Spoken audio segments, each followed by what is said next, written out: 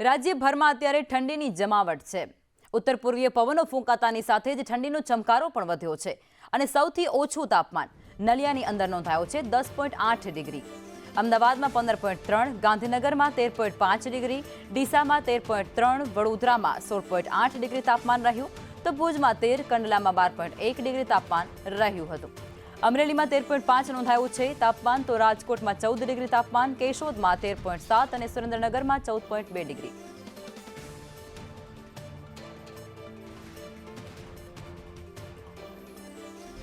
રાજ્યભરમાં ઠંડીનો ચમકારો વધ્યો છે, જ્યારે મોટાભાગના વિસ્તારોમાં 15 ડિગ્રીથી નીચું લઘુત્તમ તાપમાન પણ નોંધાયું છે। ઠંડી વધતાની સાથે લોકો હેલ્થ કોન્શિયસ પણ થયા છે અને ગાર્ડનમાં મોર્નિંગ વોકર્સનો પણ એ જ પ્રકારે જમાવડો છે તે પણ નજરે પડી રહ્યો છે। કેટલાક મોર્નિંગ વોકર્સ છે એમની સાથે જ વાત કરીએ।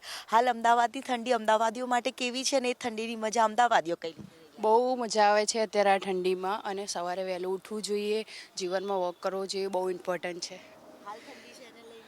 બહુ સારું છે અત્યારે તો।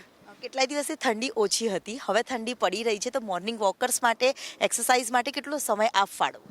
બહુ જ સારી રીતે ઠંડી પડી રહી છે અને અમે સવારે 5 વાગ્યાથી 6 વાગ્યા સુધી અને 7 વાગ્યા સુધી અમે અહીંયા વોક કરે છે, રનિંગ કરે છે અને ઠંડી વધી રહી છે તો હેલ્થ કોન્શિયસ માટે સારું છે, તો અમે અહીંયા વર્કઆઉટ કરવા આવીએ છીએ। જરૂર, એટલે વહેલી સવારથી જ લોકો છે વર્કઆઉટ કરતા નજરે પડતા હોય છે। વહેલી સવારથી જ એક ઠંડીનો ચમકારો જોવા મળતો હોય છે। વહેલી સવારથી જ મોર્નિંગ વોકર્સ પણ ગાર્ડનમાં અવનવી એક્સરસાઇઝો કરીને હેલ્થ કોન્શિયસ થતા હોય છે અને એ જ પ્રકારે અર્લી મોર્નિંગમાં પણ વોક કરવા માટેનો એક લોકોનો જમાવડો છે જે જોવા મળતો હોય છે। આપ કેટલા કલાકની એક્સરસાઇઝ કરો છો મોર્નિંગમાં? અમે 2 કલાક। કેટલું જરૂરી છે હેલ્થ માટે?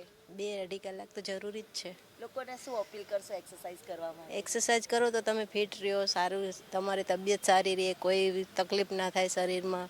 એટલે આપણા શરીર માટે એ જરૂરી જ છે કે આપણે વહેલા ઉઠીને કાંઈક આપણા શરીર માટે આપણે કરીએ। જરૂર, એટલે મોર્નિંગ વોકર્સમાં પણ એક ગાર્ડનમાં જમાવડો છે તે જોવા મળી રહ્યું છે। સાથે જ ઠંડીનો ચમકારો છે તે આગામી દિવસમાં પણ વધવાનું અનુમાન રાજ્યના હવામાન વિભાગ તરફથી કરવામાં આવ્યું છે। કેમેરામેન પુખરાજ શર્મા સાથે દિવ્યા ચૌહાણ, સંદેશ ન્યૂઝ, અમદાવાદ।